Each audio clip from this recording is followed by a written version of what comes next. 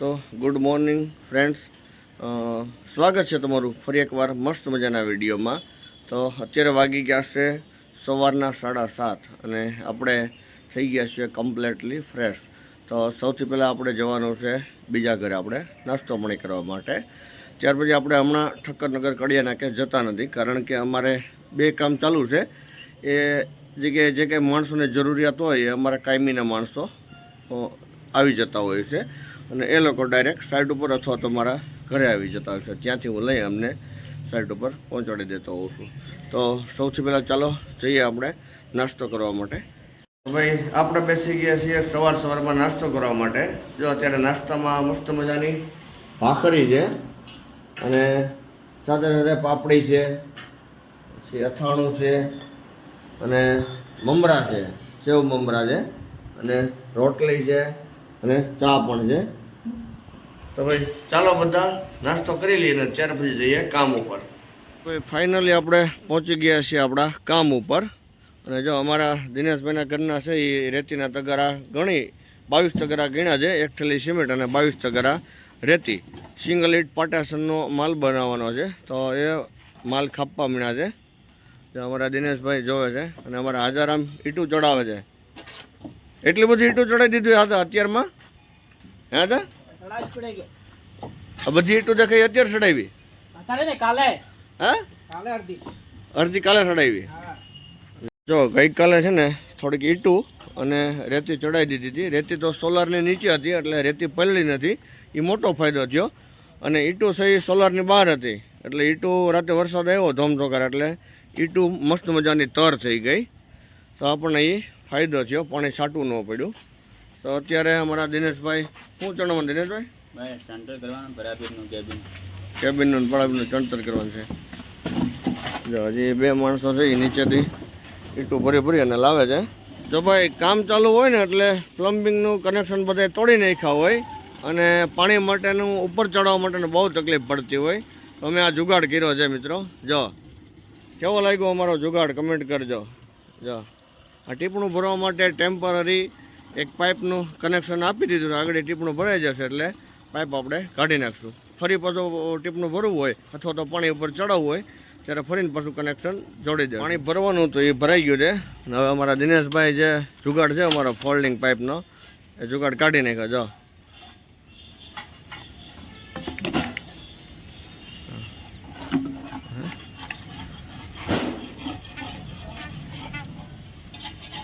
જો અહીં સુધી પાઇપ તો પરમેનન્ટ ઊભો કરી દીધો છે. મારા દિનેશભાઈ છે ને પાળાપીઠની નોંધ મારવાનું કરી દીધું છે ચાલુ. જો માલ બાલ ખપાન થઈ ગયો છે તૈયાર કમ્પ્લેટ.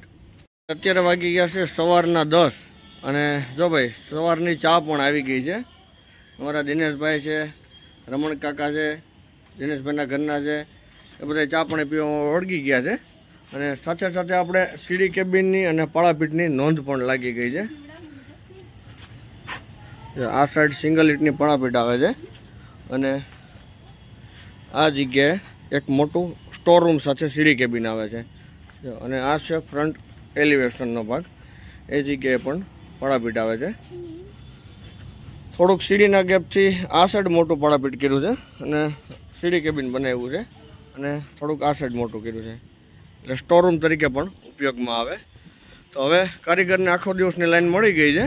હવે મારી જરૂર પડશે દિનેશભાઈ? જરૂર પડે ને? હરકું કામ કરજો. તો ભાઈ આપણે પણ ચા પાણી પી લઈએ. જો આપણો કપ પીડ્યો છે, ઠરી જાય નહીં પેલા આપણે ચાની મોજ માણી લઈએ. ફાઇનલી આપણી સાઈડ ઉપર આવી ગયો છે ટેમ્પો અને અમારા હાજારામ જો ટેકા ભરવા મીણ્યા છે. ધાબુ ભરાઈ ગયો છે કમ્પ્લેટ, પણ જે કંઈ વધારાનો સેન્ટિંગનો સામાન છે ને એ અહીંયા હકડાય છે શેરીમાં, એટલે નડતરૂપ છે. એટલે આ થોડાક ટેકા છે, થોડાક ફરમા છે અને આ જગ્યાએ પડે એ પાટિયા છે અને થોડો ઘણો સામાન ઉપરથી નીકળે એ સામાન ભરી લઈને આપણે પછી આપણા ગોડાઉને જવા દઈએ. એટલે અહીંયા આપણને બીજો માલ બાલ ઉતારવો હોય, રેતી ઉતારવી હોય, કપસી ઉતારવી હોય તો આપણને જગ્યા મળી જાય. જો ભાઈ દૂધવાળા ભાઈ એવા છે, એણે વગાડ્યું તો મેં નથી વગાડ્યું. હજી એકવાર વગાડ લો. ટેમ્પો ત્યાંથી ભરાય અને આવી ગયો છે આપણા ગોડાઉને. ખાલી કરવાનું થઈ ગયું છે ચાલુ. જો 3 જણા છે અને પેલા ઇન્સર્ટ મારેલા છે આપણા ટેમ્પાવાળા કાકા છે. તો કાકાને છે ને આપણને એમ છે કે ભાઈ ઇન્સર્ટ મારેલા કાકા જો ટેમ્પો ફેરવતા હોય તો પણ આપણે પણ ટેમ્પો લેવો છે, એટલે કમાણી તો સારી જશે ભાઈ. તો જો ભાઈ આજે છે રવિવાર અને અમારા કર્મભાઈ બેસી ગયા છે જમવા માટે. શું છે કર્મ જમવામાં? મજા આવે બહુ. ચોળીનું શાક છે ને એ પાછું ચોળીને ખાધું છે. વાહ, છાશ છે, ચોળીનું શાક છે અને આવું છે કર્મ કાકડી છે. તો આપણી પણ જો તૈયારી થાય છે જમવાની, તો થોડી વાર પછી આપણે પણ જમવા બેસી જશું. રિક્ષા ખાલી થાય છે અને થોડીક હજી સામાન ખાલી કરવાનો બાકી છે. તો ત્યાં સુધી આપણે વિચાર્યું કે સમય છે તો જમી લઈએ. જો ભાઈ અહીંયા પંગજ પડી ગઈ છે. જો ચોળીનું શાક છે, બાજરાના રોટલા છે અને કોબીનો સંભારો છે, સાથે સાથે નવીન જાતના અથાણા છે. તો ચાલો આપણે જમી લઈએ. જો ભાઈ મરચું પણ છે, મરચી છે, મરચી તીખી મરચી હો, ગમે ત્યારે ગમે ને લાગી જાય ભાઈ, નક્કી ન હોય આનું. જોઈએ આપણને તો લાગે છે કે નથી લાગતી. ફાઇનલી અત્યારે વાગ્યા છે બપોરના 1:30 અને સામાનની રિક્ષા કમ્પ્લીટ ખાલી થઈ ગઈ છે. ત્યાર પછી માણસોને પણ બંને સાઈડ ઉપર અલગ અલગ જગ્યાએ મૂકી એવો છો અને મેં તો રિક્ષા ખાલી થતી હતી ત્યારે જમી લીધું હતું. તો હવે થોડી વાર આરામ કરીએ અને ત્યાર પછી પાછા જઈશું આપણે કામ ઉપર. તો ભાઈ આપણે ફાઇનલી ઘરે જમી કરવી અને પહોંચી ગયા બપોર પછી પાછા આપણા કામ ઉપર. તો જુઓ દિનેશભાઈએ કેટલું કામ કર્યું છે સીડી કેબિનનું, એ તમને બતાવું. તો ભાઈ ફાઇનલી આપણે જમી કરવી અને ત્યાર પછી આરામ કરી અને પહોંચી ગયા છીએ આપણે આપણા ફરીને કામ ઉપર. તો જુઓ ભાઈ દિનેશભાઈએ સીડી કેબિનનું કામ ક્યાં સુધી પહોંચાડ્યું છે તમને હું બતાવું. જો સીડી કેબિન છે એ લગભગ 7.5 ફૂટની હાઈટ સુધી પહોંચી ગયો છે. 3 દિવાલો કરી છે. હવે આપણને પાકો અંદાજ આવી જાય કે ભાઈ કઈ ટાઈપનું સીડી કેબિન બનશે.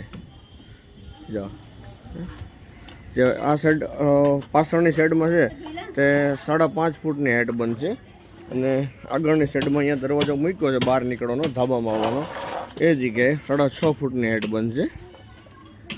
અને પાળાપીઠની નોંધ મારીને અત્યારે કમ્પ્લેટ રહેવા દીધી છે. સીડી કેબિન થોડુંક ચણાઈ જશે એટલે ત્યાર પછી પાળાપીઠનું કામ ચાલુ કરવાનું. અત્યારે આપણે જોતી હતી રેતી, તો રેતીમાં અત્યારે ચોમાસાની સિઝન ચાલુ છે એટલે રેતી આપણે ડાયરેક્ટ ફોન કરી દઈએ ને તો સારી ક્વોલિટીની અથવા તો આપણે જેવી મન માનતી હોય ને એવી રેતી ન આવે અને આ લોકો વધારે પડતો દોડ મિક્સ કરતા હોય. જો અહીંયા 2 ઢગલા છે, એક તો પેલી સ્પેશિયલ રેતી છે અને એક એ છે દળવાળી. જો દળવાળી રેતી છે ને એકદમ ઝીણી રેતી છે ને એમની સાથે 50% જો સ્પેશિયલ રેતી મિક્સ કરવામાં આવે ને તો પ્લાસ્ટરનું ફિનિશિંગ એ પ્રોપર આવે અને પ્લસમાં એમની મજબૂતાઈ પૂરેપૂરી રહે.